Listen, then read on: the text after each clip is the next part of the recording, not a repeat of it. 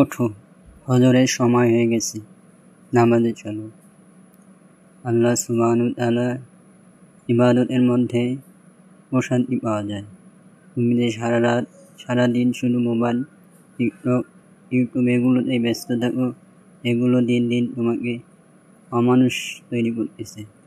আসো আল্লাহর দিকে, আল্লাহই পারে তোমাকে মানসিক প্রশান্তি এবং সন্তুষ্ট করতে।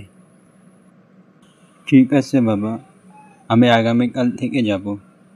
এখন আমি ঘুমিয়ে নিই, আমার খুব ঘুম পাচ্ছে। ঠিক চলবে বাবা, জানো না সময় কারোর জন্য অপেক্ষা করে না, সময় সময়ের গতিতেই চলে। আল্লাহ না করুক যদি তোমার কখন মৌতের ডাক আসে, তুমি আল্লাহর কাছে কি জবাব দেবে?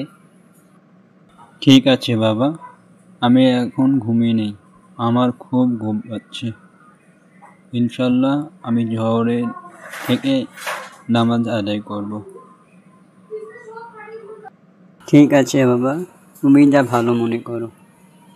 আর হ্যাঁ, একটা কথা মনে রাখবে, সময় কখনো থেমে থাকে না।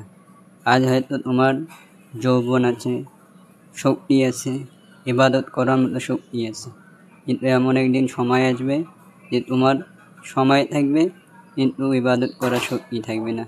তখন আল্লাহর কাছে সেই ইবাদত গ্রহণযোগ্য হবে না। সময় থাকতে সময়কে কাজে লাগাও, ইনশাআল্লাহ তুমি সফলতা পাবে। আর যদি নিজের প্রতি জুলুম করো, তাহলে তুমি জুলুমের মধ্য দিয়ে তুমি নিজেকেই শেষ করে দেবা। ঠিক আছে, আমি নামাজে গেলাম।